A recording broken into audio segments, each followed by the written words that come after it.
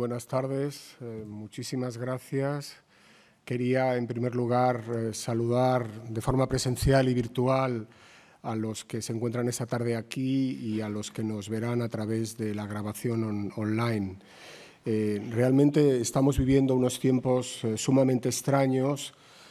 y no quiero dejar pasar por alto la posibilidad de reconocer la importancia que tiene mantener actividades programadas como esta. Muchísimas gracias al museo y a todos ustedes por mantener viva la esperanza de que todo esto va a terminar y que va a terminar de manos de la cultura. Para mí es un verdadero honor volver a hablar en el Museo del Prado, participar en este ciclo de conferencias. Querría agradecer a Javier Portús, a los amigos del Museo del Prado, a Nuria de Miguel, a Pilar Carderera, a Susana Maraval y muy especiales agradecimientos también al equipo técnico que ha hecho posible la presentación, superando mi incapacidad técnica para todas las cuestiones telemáticas. Bien. La corte regia en tiempos de los Austrias hispanos era una realidad múltiple en la que se asociaban o superponían hasta 3 dimensiones distintas. Para empezar, corte era el lugar en el que se encontraba no solo la persona del monarca, sino el sello real de Castilla. En segundo lugar, corte era el conjunto de criados, oficiales o ministros de condición diversa que se empleaban tanto en el servicio palatino de las diferentes casas reales existentes como en las materias de despacho y gobierno de la monarquía. Por último, corte era también la comunidad ideal en la que militaban los cortesanos, identificados por su privilegiado origen egregio y que compartían entre sí prácticas de distinción con las que, en el fondo, pretendían reservarse en exclusividad la proximidad a las personas reales. Luchaban entre sí en una lucha de facciones por acercarse a las personas reales, bien fuera el rey, la reina o los príncipes. Como se sabe, Madrid, lugar de la corte, se convirtió en residencia de Diego Velázquez desde su asentamiento en la villa en 1623. De la segunda corte, la de los empleos, pasó a formar parte muy pronto, pues fue nombrado pintor de cámara en 1623, ujier de cámara en 1627, ayuda de guardarropa en 1636, ayuda de cámara en 1643, superintendente de obras reales ya en 1648 y aposentador mayor en 1652. El acceso a la tercera corte, la egregia, fue paulatino y alcanzó su cénit con el definitivo despacho de caballero de la Orden Militar de Santiago en 1659. Como ha mostrado Karin Elbig, el proceso de conversión de Diego Velázquez de pintor a noble caballero puede ser seguido a través de los cambios en la tratadística artística del periodo, llena de las resonancias de la polémica en torno a la condición mecánica o liberal de la pintura. De hecho, como todos saben, la propia habilitación de Caballero de Santiago de Velázquez es un capítulo esencial en esta polémica. Aquí tienen el famoso retrato autorretrato de Velázquez en Las Meninas con la cruz de la Orden de Caballero. El cuadro se pinta en 1656, posteriormente se le añade esta cruz de Santiago. Es bien sabido que la concesión de un hábito de caballero, lo que condujo a Velázquez a la condición nobiliaria, es bien sabido, como digo, que la concesión de uno de estos hábitos en la España de los Austrias llevaba aparejada la apertura de un procedimiento informativo que buscaba garantizar la condición hidalga del pretendiente. Para ello, la ascendencia materna y paterna de un aspirante era sometida a un escrutinio que, aunque no siempre transparente, exigía la realización de informaciones particulares mediante el concurso de testigos para constatar que el nuevo caballero y sus antepasados eran reputados, al menos, de tener fama de hidalguía o nobleza. Las pruebas para el hábito santiaguista de Diego de Silva Velázquez se desarrollaron a lo largo del bienio 1658 y 1659 y el procedimiento, siempre algo arduo, se complicó aún más por las dificultades que desde el 1 de diciembre de 1640 la secesión de Portugal suponía para las averiguaciones de la naturaleza de María Rodríguez y Diego Rodríguez de Silva, los abuelos paternos del pintor originarios de Oporto. Para intentar solventar este inconveniente, se dispuso que se recabasen testimonios probatorios tanto en lugares cercanos a la raya portuguesa de Galicia, Berín, Monterrey, Pazos, Vigo y Tui,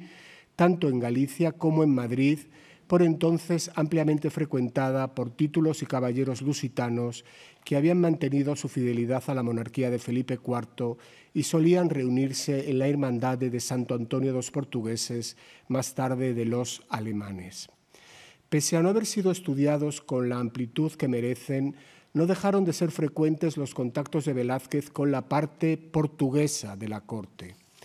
Además de encontrar su memoria en el servicio palatino de las Meninas, que cabe remontar, como saben, a lo establecido por una merced de Felipe II en las Cortes portuguesas de Tomar de 1581, la gracia 19 sobre el servicio a las reinas de señoras principales y damas, aparte de la ascendencia portuguesa en el servicio de Meninas y en el nombre, conviene recordar la financiación de las labores de edificación y decoración de la Casa del Buen Retiro, con dinero procedente del beneficio de mercedes lusitanas, en especial en su ermita de San Antonio, cuyos avances constructivos pueden seguirse con relativo detalle en la contabilidad de Diego Soares, secretario del Consejo de Portugal. Por último, también fueron portugueses, además de algún retratado como Manuel de Moura, marqués de Castelo Rodrigo, Manuel de Gallegos o Manuel de Faría y Sousa, dos de los primeros poetas que entonaron elogios rendidos al arte de Velázquez, insistiendo respectivamente en su pintura divina y su hablar visible.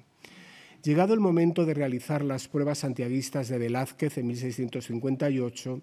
algunos de los más conspicuos miembros de la Hermandad Portuguesa de la Corte fueron llamados a atestiguar. En ese proceso figuran así los testimonios de don Jerónimo de Ataide, marqués de Colares, conde de Castañeira, don Pedro de Mascareñas, conde de Castelonovo, marqués de Montalbán, don Jerónimo de Mascareñas, obispo electo de Leiría, don Francisco de Meneses Villena, comendador de Proença Abella, don Gaspar Gómez de Abreu, caballero de Avís, y don Félix Machado de Castro e Silva, conde de Amares, marqués de Montebello. Todos los examinados encarecieron la nobleza del linaje de los Silva de Oporto y en general de los Silva de la región de Entredouro e Miño, señalando además que Velázquez vivía, se trataba, en la expresión de la época, con mucho lucimiento, sustentándose de los gajes de sus oficios palatinos de aposentador real y ayuda de cámara, pintando no para vender en tienda, sino solamente en palabras de don Francisco de Meneses Villena, comendador de Proença Abella, para el gusto de su majestad y su real palacio. Especial relevancia se puede atribuir en ese contexto al testimonio de Félix Machado de Castro e Silva, conde de Amares y marqués de Montebello en Italia. Además de ser el mismo miembro del extenso linaje de los Silva del norte de Portugal, era procedente de Entrehomen e Cábado, era un genealogista muy reputado y se trataba de hacer una genealogía, como recuerdo. Pero en el contexto particular de las probanzas de Velázquez, no cabe duda que nadie debió olvidar que este caballero titulado también era pintor. En un autorretrato extraordinario, lo tienen, que tienen aquí en la pantalla, que ha sido fechado hacia 1643, el marqués se pinta a sí mismo pintando, valga la redundancia, a Bernarda y a Francisco, dos de sus hijos, haciendo gala de la cruz de la Orden Militar de Cristo, de la que era comendador, aquí la tienen. Era comendador de Saint-Jean de Coucieiro y mostrando con evidente ostentación la paleta, el tiento y los pinceles en una postura muy similar, muy semejante a la que mantiene aquí en el cuadro de las Meninas Velázquez. Algunos portugueses llaman a esta pintura del marqués de Montebello las Meninas de Portugal, quizá con cierta exageración, Pero sin duda es muy interesante ver estas dos pinturas, una al lado de la otra, con su signo de la Orden de Cristo, de la Orden de Santiago, los dos cuadros pintados en Madrid, 1643-1656. Y don Félix Machado, de Castro y Silva, aquí retratado como pintor, no solo fue pintor. El marqués de Montevelo es alabado por Manuel de Faría y Sousa, que también había alabado a Velázquez, porque se ejercitaba con perfección en todas las artes ingeniosas, de forma que, siendo generoso, es decir, de noble cuna, son en ti liberales todas las artes, sam en ti liberais todas las artes. Se comprende que en el seno del debate tan velazqueño sobre la liberalidad de la pintura y su condición de arte y no de oficio mecánico, el tratadista Lázaro Díaz del Valle no olvidase al muy noble Félix Machado de Silva como, pueden leer, caballero de universal ingenio en todas las artes de dibujo, pintura y buril, y después de ser grande historiador, genealogista político. Sin duda, mucho más numerosos que los pintores ennoblecidos, los príncipes y nobles o damas de corte que tomaron los pinceles en sus manos a lo largo de los siglos XVI y XVII no fueron pocos. La pintura fue un ejercicio legítimo, aunque con ciertas condiciones. A este propósito, conviene recordar los problemas que Juan de Alfaro confiesa haber tenido para conciliar su perfil de pintor con su empleo de administrador de rentas reales. El propio Palomino recoge, y cito, que cuando venían a su casa, a la casa de Alfaro, a preguntar si vivía allí un pintor, respondían que no. Bien, en cualquier caso, hay un número muy importante de caballeros que se han dedicado a la pintura en la época. Igualmente, la pintura, su léxico y sus principios compositivos fueron convocados en la empresa siempre difícil de definir las realidades políticas de la época, por más alambicadas que éstas pudieran llegar a parecer. Y así, quizá porque, como se recoge en los diálogos de la pintura de 1633 de Vicente Carducho, el propio monarca Felipe IV había pintado con sus reales manos, no debió ser difícil imaginarlo como pintor de su propia monarquía.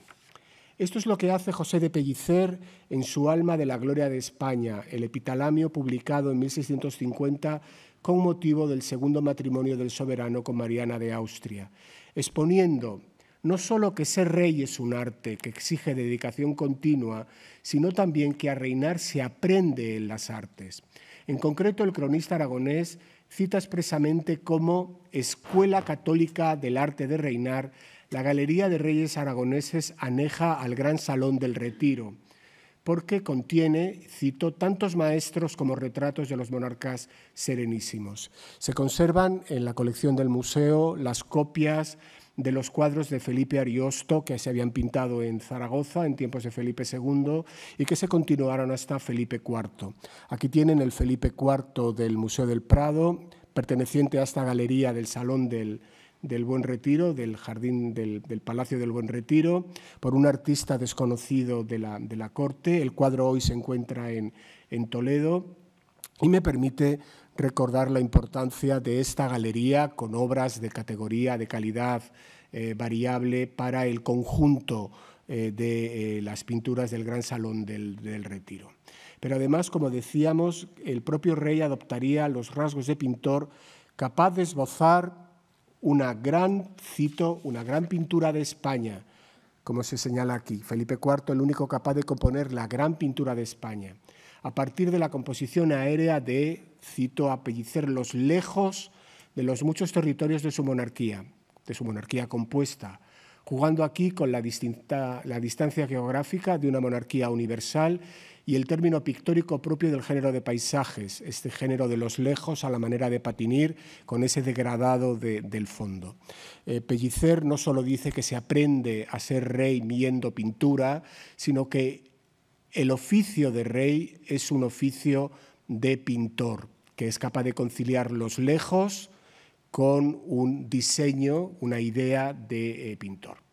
Cambiando la escala, también el léxico pictórico fue empleado para determinar en qué consistían la verdadera nobleza y la auténtica cortesanía. Por ejemplo, intentando ayudar a explicar cuál era el principio de la nobleza, Un autor portugués de mediados del siglo XVII, Francisco Luis de Vasconcelos, aseguraba que la valentía de la pintura no está en los colores, está en el dibujo, para concluir que de este modo se debe considerar la nobleza, cuya esencia no consiste en la virtud de los abuelos, sino en la propia virtud. La de los ascendientes son como los colores en la tabla, en la tela, que la hacen más vistosa, pero no le dan valor. La nobleza ideal, en suma, sería la de aquel caballero cortesano que, como un original animado, como un retrato andante, fuese perfecto en todas sus partes, así en lo coloreado como en lo dibujado. De otro lado, la comparación de la corte con lo pictórico era un tópico que cabe encontrar ya desde el siglo XVI, aunque ciertamente con menor profusión que los símiles teatrales tan abundantes en la época. Así, un corresponsal de Mateo Vázquez de Leca, todopoderoso secretario de Felipe II, le señalaba en 1587 que la corte era como las pinturas de Tiziano o del Greco, que está en Toledo, que vistas de lejos parecen lo que representan y miradas de cerca no son aquello, sino un borrón que hizo un golpe de un pincel dado con un poco de artificio para solo engañar la vista. Fin de la cita. En esta carta se pintan los peligros que acechan a los que se adentran en la corte de Madrid, donde hay, continúa la cita, poco reposo, muy malos pasos, insufrible trabajo, poquísimo alivio, los fines dudosos, los premios cortos e inciertos, la verdad y la razón arrinconadas, la mentira, la malicia y los embustes muy bien recibidos y bautizados con nombres de virtud, porque tenga libre el paso para entrar y salir donde, cuando y cómo quisieren. Y por tanto, la capacidad de la pintura para aparentar, fingir, mentir, en suma, es el fundamento sobre el que descansa la metáfora visual de la corte como una tela pintada. No obstante, esa misma vocación de las pinturas también abre la puerta a una pedagogía, la de aprender cómo son la corte y sus laberintos, que ayudará a tener presentes y a descubrir las artimañas y engaños de los cortesanos aduladores y falsos. Si en el citado testimonio de 1652 se proponía que el cortesano perfecto sería el que compusiera armoniosamente el colorido de la egregia condición heredada con el dibujo o diseño de sus actos particulares, entiéndase de sus prácticas, la cita de 1587 presenta a la corte como una mera apariencia pintada en la que triunfa cruelmente el artificio y el engaño.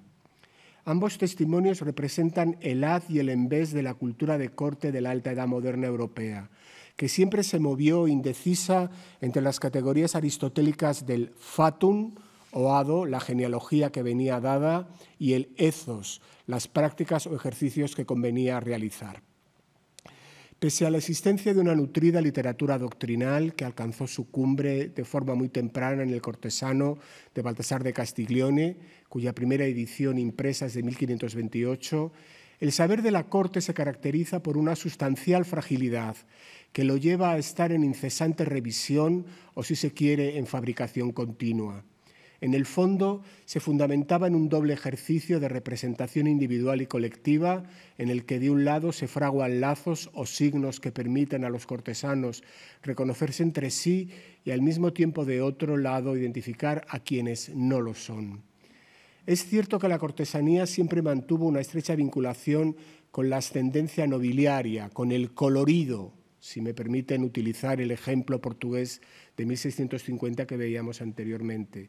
La ascendencia nobiliaria, el colorido como elemento definidor, pero son las prácticas, lo diseñado, lo que en último término sirve para expresar la identidad cortesana.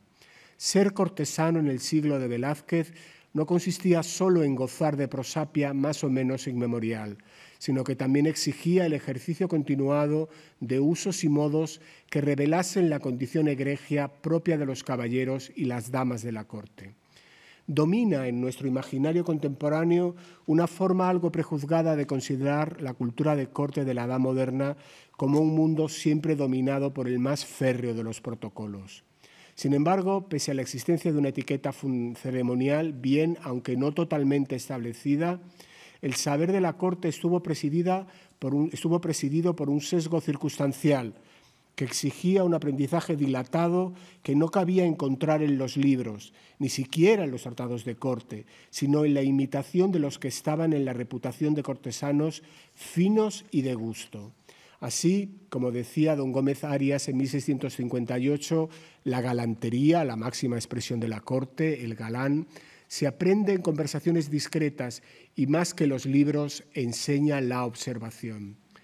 Con frecuencia, igualmente, parece lamentarse que los testimonios del vivir de la corte se encuentren desperdigados en un casi infinito número de anécdotas que cabría juzgar como más o menos divertidas, superficiales o incluso frívolas.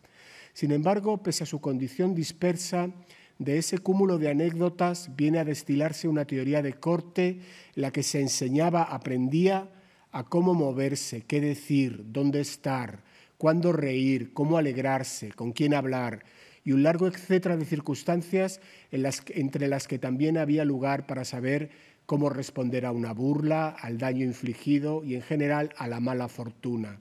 Como recogió Bernardino Fernández de Velasco, duque de Frías y afortunado coleccionista de anécdotas de corte de los siglos XVI y XVII, comillas, un prudente experimentado figuraba a las cortes a los cuartos llenos de humo, de donde el que entra sale con los ojos llenos de lágrimas.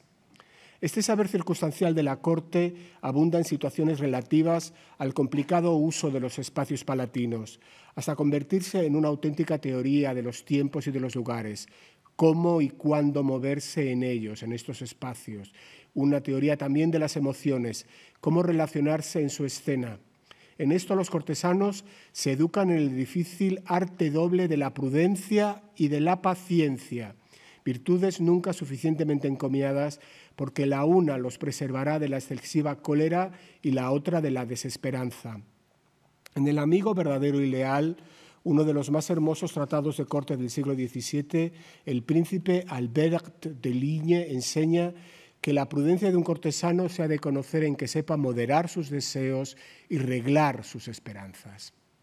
Con prudencia y paciencia harán todo lo posible para ganarse y esperar gracias, mercedes, encomiendas, sucesiones y oficios, al tiempo que estas virtudes de corte les consolarán a la hora de recibir, como solía ser habitual, noticia de fracasos, caídas o desgracia, o al menos les ayudarán, y esta es una cuestión que siempre me ha parecido fabulosa de la literatura de corte del barroco, les ayudarán a no dejar ver cuánto les ha dolido la pérdida. El mejor lugar para el caballero sin duda es la corte y la cercanía del rey, pero cuando no lograse sus pretensiones y si tenía ocasión porque fuese primogénito o se lo permitiese su hacienda, podía llegar. Es un cortesano llamándonos. Podía llegar a retirarse de la corte, porque, sentencia Juan de Silva, no llevan otra ventaja a sus hermanos los que nacen primero, sino poder levantarse comenzado el juego si les dice mal. No obstante, en palabras de Ligne, esto de alejarse de la corte, el cortesano es también el que se aleja de la corte, no debía hacerse con mucha frecuencia, sin que lleguéis a imitar a unos caballeros campestres que tienen por tema de nunca ver la cara del rey si no es retratada. Es una mala política, porque más vale irle a ver a tiempos. Hay, por tanto, en la literatura y en la práctica de corte un espacio para el cortesano que abandona la corte o que la frecuenta poco. Circunstancia esta que acaso permite evocar la célebre Flema de Velázquez, convertido en artista que casi no pinta, lo hace muy lentamente o se demora viajando por Italia para disgusto del propio monarca Felipe IV.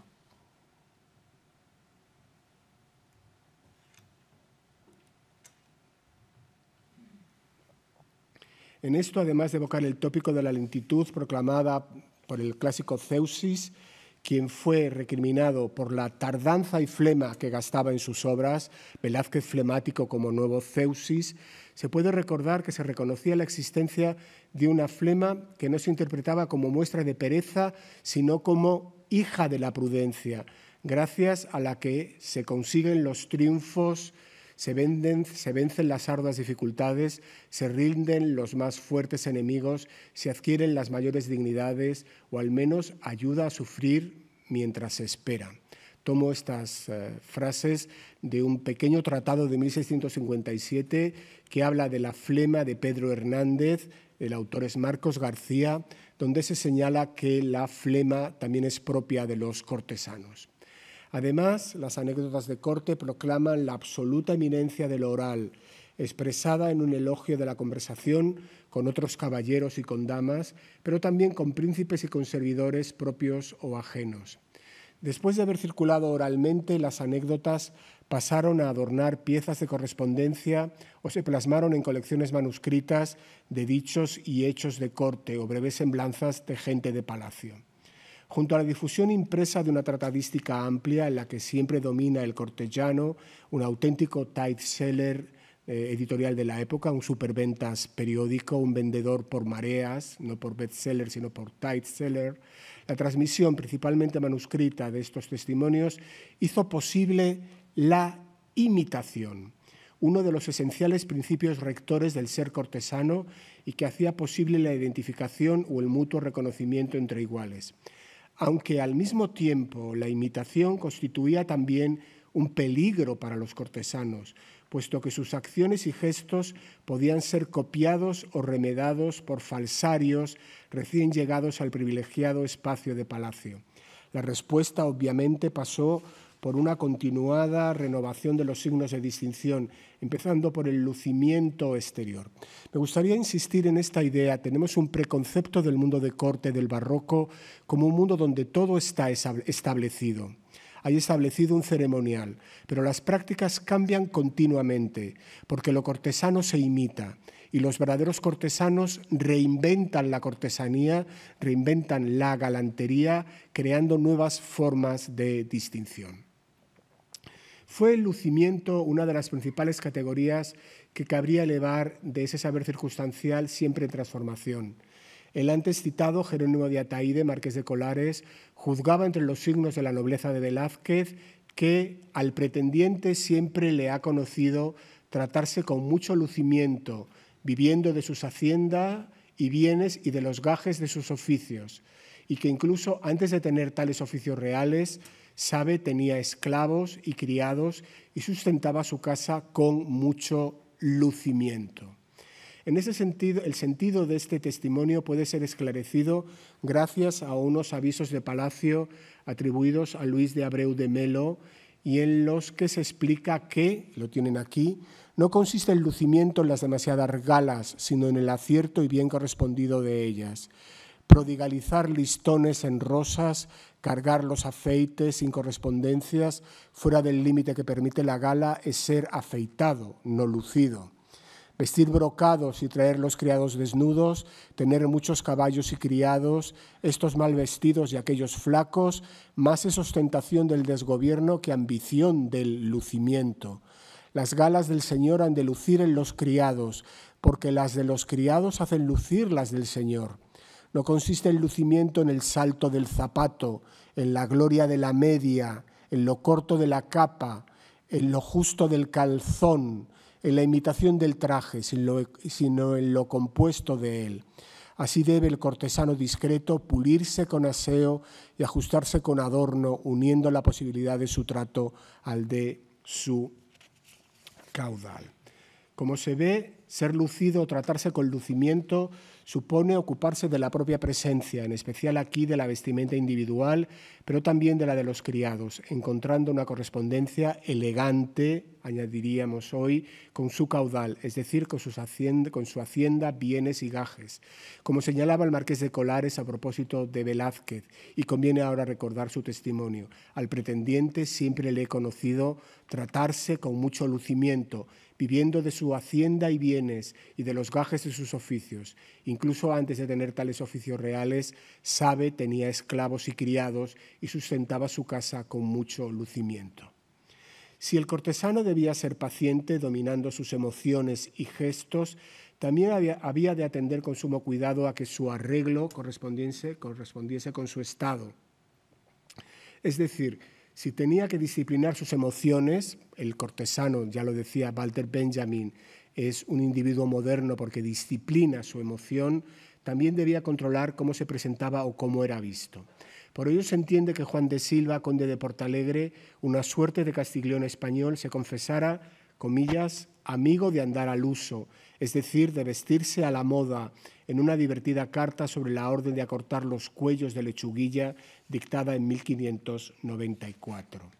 Todo ello, por supuesto, sin que ganara fama u opinión de excesiva curiosidad en su aseo, porque tal cosa, con Abreu de Melo, sería ser afeitado y no lucido.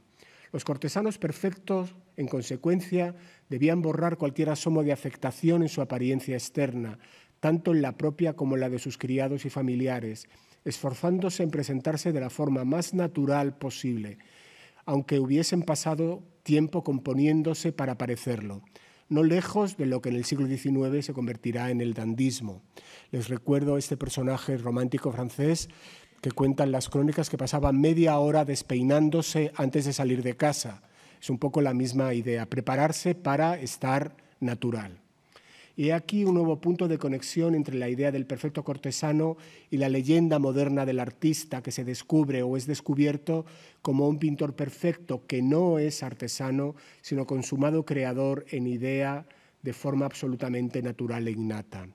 Como decía el canónigo tlaxcalteca Juan Rodríguez de León en 1638, para defender la libertad de la pintura, esta es un arte liberal fundada en actos interiores, o sean del entendimiento o se juzguen de la imaginativa. Muy cerca, por lo tanto, este arte liberal al arte de la corte. Conviene en esto volver a los testigos portugueses de las pruebas de Velázquez y hacer hincapié en una interesante declaración sobre la capacidad innata del pintor sevillano. Así, don Francisco de Meneses aseguraba que el dicho oficio no lo aprendió Velázquez poniéndose a estudio con otro pintor, sino que por su ingenio e inclinación se dedicó a este ejercicio y ocupación en que salió insigne, como es notorio, sin haberse examinado en dicho oficio en ningún tiempo. Ni que decir tiene que Velázquez sí aprendió en los talleres de otros pintores, Herrera o Pacheco, en su Sevilla natal, pero la particular leyenda del cortesano a lo Vasari, Zúcaro, a su manera, la perfección del caballero se revelaría por sí sola, aunque de hecho esto exigiese también un aprendizaje y un aprendizaje no corto. En suma, por ser cortesano en tiempos de Velázquez, pasaba por mostrar mediante acciones, gestos o muestras de gusto que se estaba en posesión de una innata condición egregia, sin que se notase que mantenerse en tal opinión exigía una estrategia previa, en ocasiones llena de esfuerzo, y que además siempre tenía que disimularse, no se debía notar. Ni siquiera los que habían vivido siempre en palacio y habían sido criados oyendo dichos y hechos de los cortesanos más reputados tenían garantizado no perder su reputación. Por ello debían ejercitarse disimuladamente para parecer naturales cuando fueran vistos en la escena de la corte y muy especialmente en la del príncipe. Se comprende así que Gaspar de Guzmán, conde duque de Olivares, elaborase en 1624 unas advertencias para su yerno, desde aquel año marqués de Liche y más tarde duque de Medina de las Torres, en la que le recomendaba que, pasando a ejercer como sumiller de corps de Felipe IV, procurase, y cito al conde duque, servir al rey con maña. Esta no se adquiere de golpe, y así, con ir mirando despacio y ensayándoos donde el rey no lo vea, lo vendréis a conseguir. Por otro lado, se conocía como despejo o despejo de palacio, ese desembarazo y falta de encogimiento que era necesario adoptar para moverse y hablar cortesanamente. Me gustaría insistir en este concepto de despejo, desembarazo compuesto, es decir, una presentación que en apariencia es natural y que sin embargo es fruto de una alambicada elaboración, de una alambicada fabricación, o todo lo contrario, una presentación rígida en la que de pronto hay un rasgo que parece absolutamente natural. Eso sería el llamado despejo de palacio. Si don Ramiro Pérez de Guzmán, el duque de Medina de las Torres, debía ensayarse para poder asistir ágilmente al monarca en su cámara, el común de los cortesanos, caballeros y damas, no dudaban en hacer sacrificios para poder tener el talle alto y dispuesto, propio de lo que entonces se calificaba como, cito, pino de oro, que era el canon de la belleza masculina o femenina para la época. Aunque, por supuesto, no todos los cortesanos eran agraciados, sí que existía la convención de que, comillas, de ordinario a un corazón grande acompaña buena presencia. Por ello, don Luis de Zapata anotó en su miscelánea este texto sobre el que llamo su atención. No cené, dice el cortesano, en más de 10 años, sino comía al día solo una vez. Nunca bebí antes ni después vino, con lo que se engorda mucho. No comí en grandísimo tiempo cocido. Anduve algún tiempo vendado el cuerpo. Dormí algunas noches con grebas, es decir, medias metálicas, para enflaquecer las piernas. Vestía y calzaba tan justo que era menester descoserme las calzas a la noche para quitármelas, porque a la noche a todo hombre se le engruesan las piernas. Y cuando había sarao y danzar con las damas a la noche en palacio, porque la cama enflaquece las piernas, me acaeció muchas veces para las llevar delgadas estarme en la cama todo el día, con lo que al fin salí, gracias a Dios, con mi intento. Como ven, esta presentación cortesana, el modelo de los retratos, por ejemplo, el que hay en el museo de Jacobo Estuardo, con esas piernas tan complicadas, vamos a llamarle así, por debajo de los greguescos, con unas canillas muy finas y unos muslos gruesos, no son piernas naturales, son fruto de la domesticación del cuerpo del cortesano, de la disciplina del cuerpo del cortesano. En el caso de las damas, la buscada palidez del rostro les llevaba a comer pellas, piezas de barro o incluso velas, poniendo en peligro su salud en ocasiones con resultados fatales. Así, en febrero de 1618, la corte de Felipe III se vio sobresaltada por la noticia de la muerte repentina de Madame Rose de Cardaillac-la-Capelle, una de las damas que la princesa Isabel de Borbón había traído consigo de Francia, asegurándose que le procedió la enfermedad de que comía algunos pedazos de velas de cera. Todo esto para estar pálidas, para ser blancas. Por su parte, Madame d'Aulnoy relata en su célebre viaje de España a finales del reinado de Felipe IV, pero publicado en 1690, la fascinación que le provocó ver el particular modo de andar de las damas españolas. La viajera francesa refiere, lo vamos a ver ahora, que las damas cuando caminan parece que vuelan. En 100 años que nosotros no podríamos aprender esta manera de caminar. Apoyan sus codos contra su cuerpo y van sin levantar los pies como si se deslizasen. Tienen aquí el texto de Madame d'Aulnoy en la versión francesa. Se comprenderá entonces el efecto que el color y la lentitud de la niña Eugenia Martínez Vallejo, pintada por Carreño de Miranda, la tienen aquí, podía provocar al desplazarse pesadamente por los espacios de palacio. Al lado tienen la figura de Inés de Zúñiga, también por Juan Carreño, que nos imaginamos moviéndose como estas patinadoras, damas patinadoras en ese movimiento tan artificial por palacio. La gracilidad adoptada por las damas, que con Madame d'Aulnoy se diría que patinan al andar, se incrementaría aún más al enfrentarse a la mole de la pequeña. Lo mismo podemos decir de este famoso cuadro de Velázquez, Baltasar Carlos con un enano en el Museo de Boston, un cuadro que me hace recordar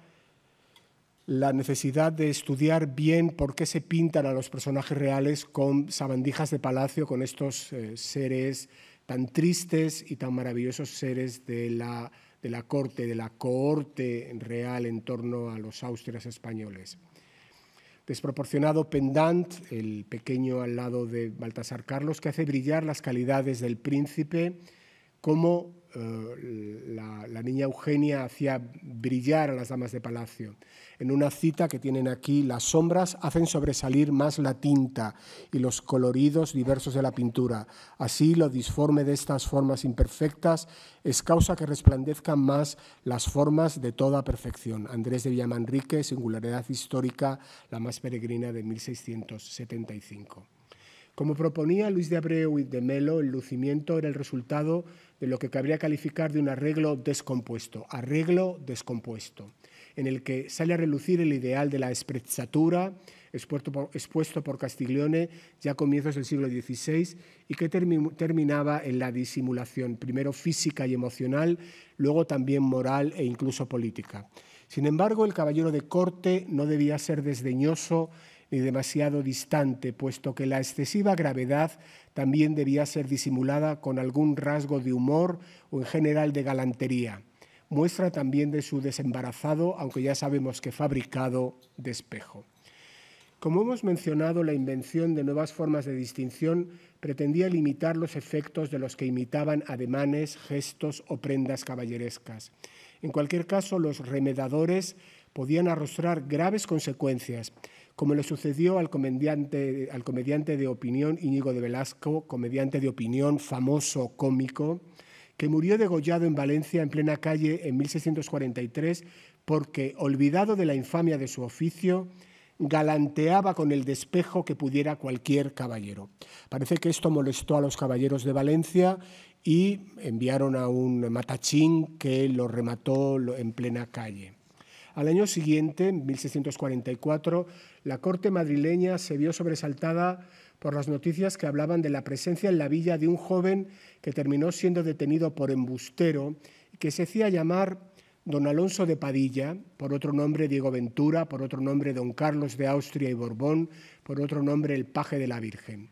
Aunque algunos lo tuvieron por loco y acabó siendo llevado al toledano hospital del Nuncio, otros fueron a verlo por curiosidad a casa del alguacil de corte donde estaba preso. Allí se encontraron a un joven que él es, y cito la fuente, habla poco y medido. Parece que era precisamente esa manera de hablar la que abría la posibilidad de que fuera verdad lo que pretendía este embustero, ser hijo del infante don Carlos de Austria, hermano menor de Felipe IV, que había fallecido en 1632. El cronista José de Pellicer, en cuyos avisos se cuenta el caso, confiesa que fue a verlo, apuntando, cito, que es un mozo que el semblante muestra blanco de hasta 25 años, un ojo de plata que tiene menos blanco, rojo, pelo castaño y barba rubia. Pero además apunta Pellicer que vestía traje decente y las acciones todas afectando majestad, para concluir que con una nueva referencia a que habla espacioso y grave, sin olvidar que era la postura de golilla, capa y sombrero, todo a lo de palacio. Como cabe imaginarse, en la corte de los Austrias no era infrecuente este tipo de sucesos relacionados con algún nacimiento oculto. Años más tarde también corrió la especie de que el eclesiástico Juan Antonio Lope de la Casa era hijo del infante don Carlos de Austria, si no lo era del mismo rey Felipe III. Sin embargo, merece la pena hacer hincapié en los rasgos que animaban a algunos a creer en 1644 que Diego Ventura podría ser hijo del infante, dado que revelan las posibilidades de imitación en cuanto a indumentaria y actitudes a lo de palacio, demostrando que el falsario conocía bien los usos de la corte. La descripción hecha por Pellicer de este pobre embustero, uno de cuyos nombres se uniría nada menos que al infante y a la reina Isabel de Borbón en un peligroso don Carlos de Austria y Borbón, puede contrastarse con el retrato de don Carlos de Austria, uno de los más impresionantes trabajos salidos del genio de Diego Velázquez que atesora el Museo Nacional del Prado. Este cuadro me gustaría dedicar el final de la presentación a su recorrido más detallado. Creo que es un extraordinario cuadro que se puede leer desde la perspectiva de la cultura de corte en el siglo de oro, en don Carlos como un galán. Y llamo la atención sobre la necesidad de recuperar la figura de don Carlos de Austria. Ojalá lo haga pronto Santiago Martínez, el mayor especialista actual en don Carlos de Austria, que me ha ayudado enormemente en la preparación de estas páginas.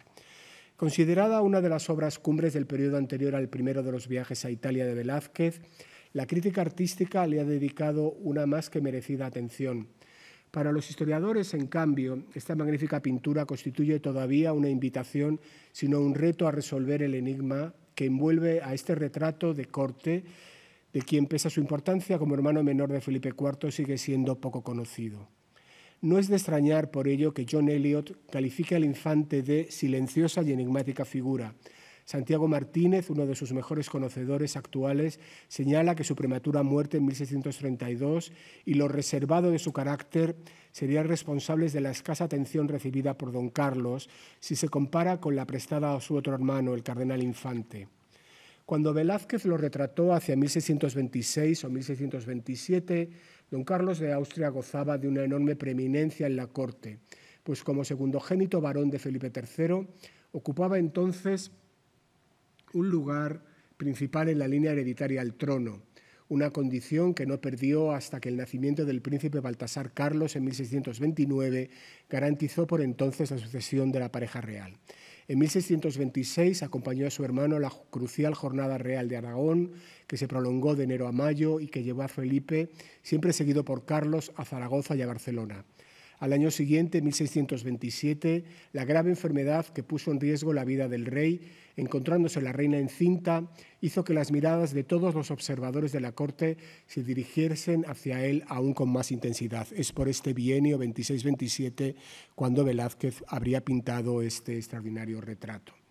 Casi siempre pendiente de herencias complicadas, la dinastía Habsburgo en España vivió una circunstancia extraordinaria a comienzos del siglo XVII. La existencia de dos jóvenes hermanos varones del monarca, Carlos y Fernando de Austria. Destinado a la carrera eclesiástica al cardenal Infante, quedaba por resolver qué se haría con don Carlos, ya que su condición de posible heredero al trono no hacía recomendable su matrimonio, ni tampoco su destino a algún virreinato de los llamados de sangre, como el de Portugal, que se barajó en varias ocasiones. De hecho, el Infante fue un auténtico quebradero de cabeza para el conde duque de Olivares, llegando a reunir en su entorno a miembros de la aristocracia que mostraban su oposición al valimiento de Gaspar de Guzmán. Olivares, en su famosa definición de nobleza, incluye a los infantes dentro de la nobleza. La nobleza se compone de infantes grandes, señores, caballeros e hidalgos. Siempre junto a su hermano, formando una pareja que en 1622 Juan de Vera y Zúñiga calificó de Castor y Polus redivivos, los tienen aquí, Castor y Polus redivivos. Felipe y Carlos volvieron a Barcelona en 1632, recibiendo el infante allí el título de Príncipe de la Mar con el bastón de generalato. Desde muy pronto, entre las esperanzas depositadas en el infante, estaba la de, como aseguraba Vera y Zúñiga, se convirtiese en el valiente, el campeón de la monarquía, llegando incluso a comparársele con don Juan de Austria, aunque póstumamente, y pudiendo aureolarse con el tono mesiánico, y esto es interesante, de que él iba a ser el definitivo liberador de Jerusalén. El fallecimiento del infante al regresar a Madrid en 1632 dejó interrumpida esa carrera de servicio de lejos a la monarquía como virrey o como militar que apenas se había iniciado como pensionario del priorato de San Juan. Apenas una semana después de que muriese en julio de 1632, el cardenal infante don Fernando remitía una carta desde Barcelona al rey a propósito del fallecimiento de su común hermano. Con indudable emoción, porque los reyes también se emocionan, el héroe de Nördlingen le escribía: «Ha sido voluntad de Dios llevarse a Carlos. Mi mayor dolor es juzgar con la soledad que vuestra majestad habrá quedado y la ternura que habrá tenido viéndole morir tan de cerca». Un pliego poético incluía un romance que comenzaba «Adiós, amado señor», en despedimiento del infante, y que alguna versión pone en boca del propio Felipe IV despidiendo a su hermano. Unidos íntimamente, y aquí hay una figura que me parece maravillosa, como el cerebro y la mano, de nuevo Vera y Zúñiga, en esta hermandad de Castor y Polus, Felipe IV ordenaba para que ejecutase don Carlos, obediente hasta la sumisión. Pretextando que su conocida reserva nacía no de un defecto natural, como se ha afirmado, sino que era el resultado de la prudencia, José de Pellicer afirmaba que solo tú, Carlos, te conociste de cerca, que acá desde lejos te conjeturamos todos. Fue la prudencia lo que lo hizo tan advertido para sondar la altura inmensa del piélago intratable de Palacio, donde el más poderoso es el que debe andar más prevenido. Como ven, en la época se trataba a don Carlos como cortesano perfecto. El cronista aragonés Pellicer fue solo uno de los ingenios llamados a entonar elegías a la muerte de este infante tan poco conocido. También lo hicieron, entre otros, Calderón de la Barca, Francisco de Quevedo, Gabriel Baucángel o Juan Rodríguez de León, en este caso en la Nueva España. De esta literatura panegírica se decanta un perfil idealizado del infante en el que se conjugan las virtudes morales con su apostura y gallardía físicas, características de la corte. Unos y otros alaban su brío, gallardía o lo proporcionado de su talle, reiterándose que poseía una gravedad que sabe revestirse de agrado, gravedad y agrado, típico par pendant de la corte, o que era hermoso de rostro y humilde en gesto, como se lee en su elogio fúnebre salido de la pluma del maurista de Marqués de Castelo Rodrigo, Juan de Cantañazor. Aunque se afanen, sin embargo, no pueden ignorar la cortedad y el embarazo que ante todo en el hablar parece haberle turbado especialmente, como señala el propio conde duque en unos advertimientos para el infante que compuso en 1624. En cambio, las relaciones sobre su participación en actos de corte, de las jornadas reales y procesiones a los juegos de caña y recepción de príncipes como Carlos Estuardo o como el plenipotenciario papal Francisco Barberini, lo presentan como un elegante jinete o un cortesano cumplido, apareciendo en escena en el hábito esteso del rey, comiendo con el mismo traje que el rey, comiendo a la misma mesa que éste delante de algunos curiosos visitantes, o siempre junto a su hermano, mostrándose, y aquí de nuevo una categoría de corte como las que hemos visto antes, bizarros con gravedad y graves con bizarría.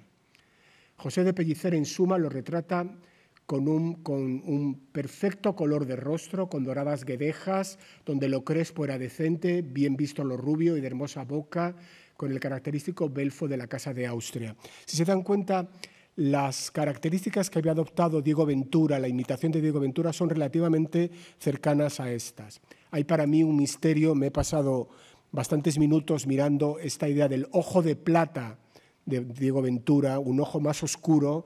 y he engrandado la figura para ver el ojo del infante sin ningún resultado. No sabemos si tenía un ojo herido o el arte de Velázquez que todo lo mejora. Volvamos ahora con esa descripción al retrato velazqueño. La guía del propio museo señala que el pintor demuestra cómo se puede alcanzar la mayor elegancia utilizando sabiamente unos pocos medios pictóricos y rehuyendo los alardes y las estridencias. Don Carlos, fin de la cita, luce un cuello nuevo de colilla blanca y llana sin ningún aderezo de invención, como era preceptivo desde 1623, cuando el 11 de febrero se publicaron los capítulos de Reformación que prohibían el uso de cuellos con puntas deshilados, guarnidos o coloreados. Del cumplimiento de la norma que se extendía también al uso de los puños blancos de 3 anchos dio ejemplo el propio monarca, quien no solo como buen legislador hizo la ley, sino que ejemplarmente la cumple, habiendo puesto balona con el serenísimo infante don Carlos. Aquí tienen Felipe IV y el infante don Carlos, cerebro y mano, con la misma disposición en el traje, con la balona de 1623. Sin duda, la elegancia del retrato es encomiada generalmente por la crítica, rendida ante la maestría del pintor que continúa la guía, juega con detalles aparentemente insignificantes, pero que otorgan al retrato una distinción sin par, como la mano derecha que sostiene el amplio sombrero o sobre todo la mano izquierda que apenas sujeta un prodigioso guante. Aquí lo tienen. Qué distinto a nuestros guantes. No me atrevo a tenerlo así. Jacinto Octavio Picón señala en 1899 que los artistas se referían a este cuadro precisamente así, como el del guante. Y sobre este prodigioso guante velazqueño llamó la atención Eugenio d'Ors, quien en sus 3 horas en el Museo del Prado confiesa que se ha extasiado ante la aristocracia, la raza exquisita de la mano que negligentemente sostiene el meñique del guante. Es difícil desentrañar el sentido último de ese guante. Evidentemente no guarda relación con la particular semiología del AMPA. Si creemos a Carlos García, en 1619, cito, los salteadores llevan siempre un guante colgando asido por un dedo, pero entiendo que esto no se puede aplicar al cuadro de Velázquez. Algunos testimonios de la época pueden ser de ayuda para entender mejor el complicado lenguaje de los guantes en la corte del siglo de oro, más allá del que se arroja al suelo en señal de desafío. Por ejemplo, en diciembre de 1640 y en la Lisboa recién restaurada del duque de Braganza, Miguel de Meneses y de Noroña, duque de Camiña, en una gran ceremonia de palacio, Cito: es de advertir que al ir a jurarle a don Juan IV llevaba los guantes puestos y el rey, porque quería tomarle la mano, reparó en ellos y le dijo que se los quitase. Quitóselos y los arrojó en el suelo y se fue dejándolos allí. Esto fue y es público aquí. Para los leales a Felipe IV el gesto fue considerado una prueba de lealtad, arrojar los guantes al suelo. Para los restauradores portugueses un signo de traición, terminando Camiña, como quizás sepan, por ser sentenciado a muerte en agosto de 1641, apenas 9 meses después de haber arrojado el guante al suelo o de haber querido saludar al monarca con guantes. Sin conclusiones tan terribles, en el deleite de la discreción del duque de Frías se recoge que hizo a su majestad Felipe II ante su majestad Felipe II largo razonamiento un caballero. Oyóle benigno y respondió: volved mañana y resolveré lo conveniente a vuestra propuesta, pero os advierto que vengáis sin guantes, corrigiéndole tener calzado el de la mano izquierda. Del mismo modo, en el Tesoro de Covarrubias encontramos enguantado el que entra con guantes a donde se le ha de tener a descortesía. El que sirve no los ha de tener los guantes delante de su señor, ni vasallo sea quien fuere delante del rey. Estos testimonios permiten asegurar que la mano desenguantada podría ser considerada un signo de cortesía y de servicio. Pero por desgracia no sabemos dónde estaba colocado el cuadro del infante don Carlos, si estaba colocado delante o al lado de un cuadro de Felipe IV, no lo podemos saber, o al menos yo no lo he llegado a averiguar. Aunque claro está, no explican el elegantísimo gesto de sujetar el guante apenas por un dedo. Sin saber si tal disposición fue decisión del pintor o del modelo, podría decirse que se trata de una muestra de galantería, en la que la particular manera de portar el guante supone una señal de desembarazo que no desdice el lucimiento general del infante, quien, según recoge Rodríguez de León, estaría en opinión de templar la gravedad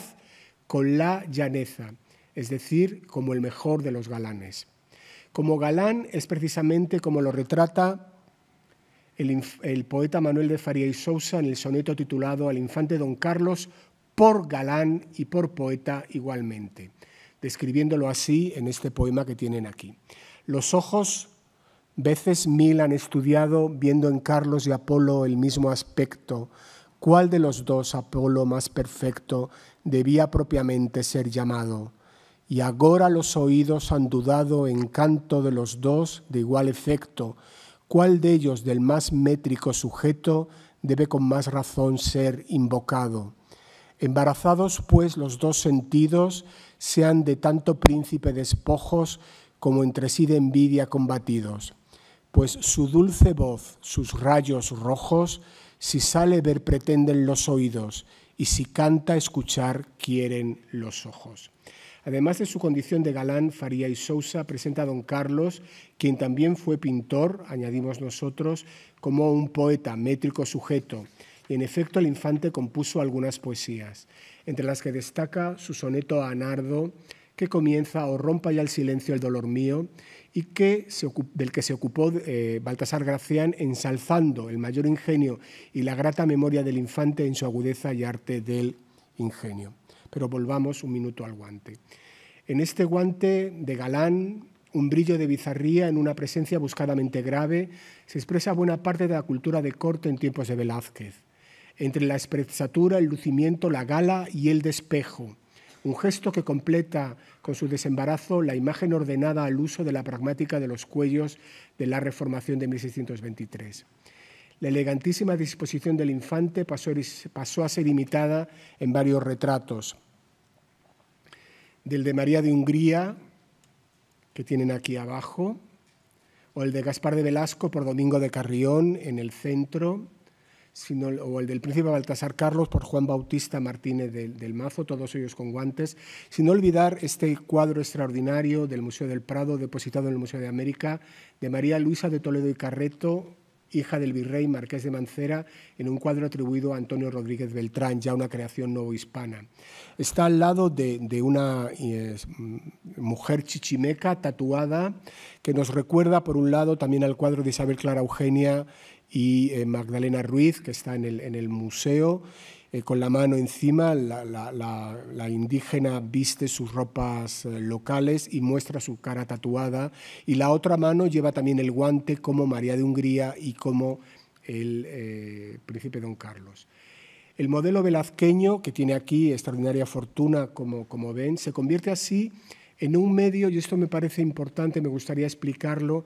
que hace la corte, porque lo que se imita es el cuadro de Velázquez.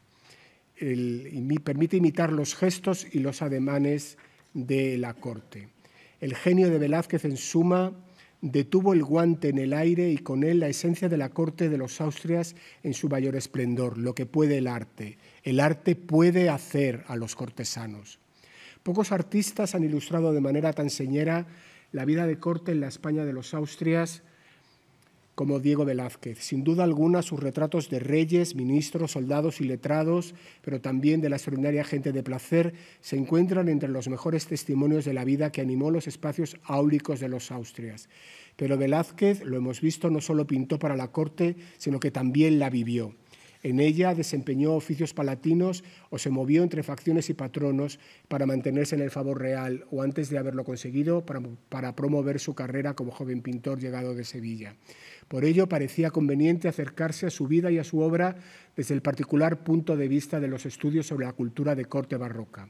Frente al estereotipo que insiste en una supuesta rigidez inamovible, ser cortesano era entonces una experiencia cambiante en la que ciertas prácticas de gusto, reinventadas de continuo, servían para mostrar una condición distinguida por propia naturaleza. El llamado ethos cortesano se renovaba periódicamente al acomodarse a modas nuevas, al tiempo que pretendía mantenerse fiel a sus principios de flemática, prudencia, paciencia y disimulación. Velázquez vivió en las tres cortes, la corte como lugar, la corte como servicio y la corte del origen egregio. El arte lo hizo cortesano y él terminó haciendo a los demás entrar también en la corte. Gracias.